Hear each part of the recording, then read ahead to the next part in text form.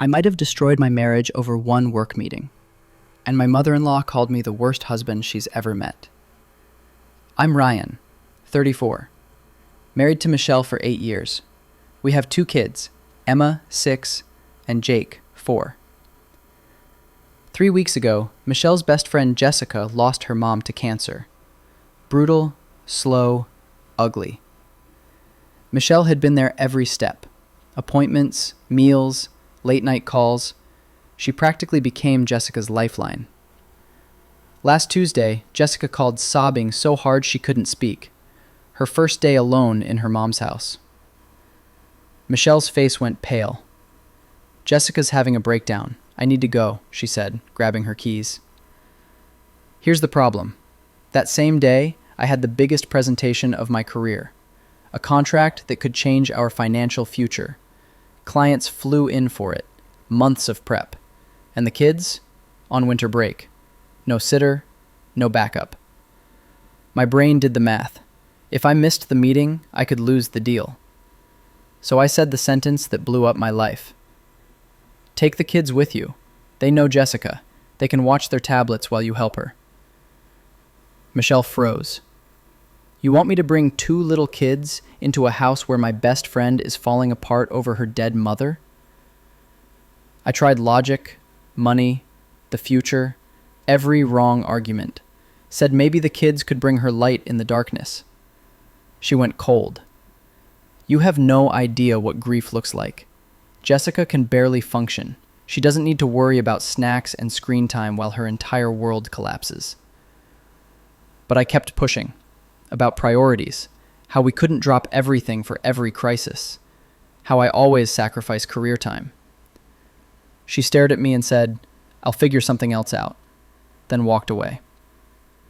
She called her sister Lisa, who left work early, drove 40 minutes, and took the kids. Michelle stayed with Jessica all night. I nailed the presentation. Client signed, biggest deal of my career, and I felt sick. Michelle came home after midnight, walked past me without a word, and slept in the guest room. She's still there. With the kids, she's polite. With me, she's ice. The next day, her mom called. Michelle had told her everything. She reminded me Jessica basically grew up in their house, that Michelle carried Jessica through her mom's entire fight. Then she said something I can't get out of my head. Money comes and goes. A friend who drops everything to sit with you while you fall apart, you don't get many of those. And instead of being proud of Michelle for being that person, you tried to make her feel guilty for it. I explained the contract, the stakes, the pressure. She cut me off. You saw a crisis as bad timing. She saw someone drowning and jumped in. That's the difference.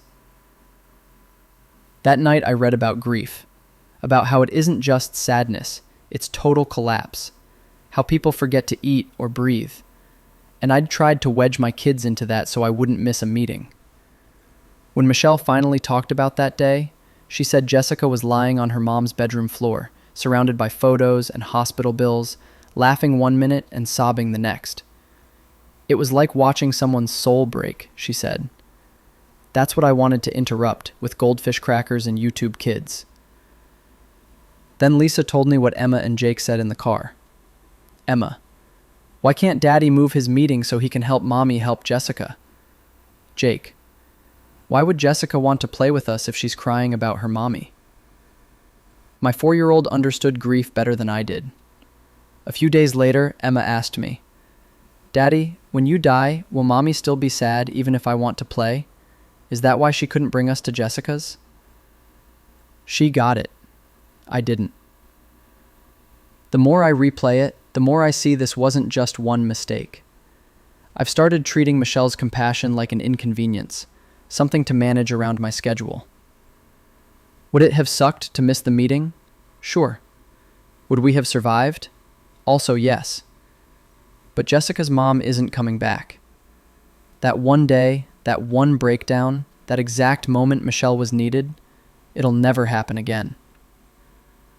So here I am, contract signed, bank account growing, wife sleeping in the guest room, and 2 kids watching their parents avoid each other. Was I wrong for asking Michelle to bring our kids to a grieving friend's house just so I wouldn't miss a meeting? If you were Michelle, could you forgive this? And if you were me, what would you do next? Comment Team Michelle or Team Ryan, and tell me why.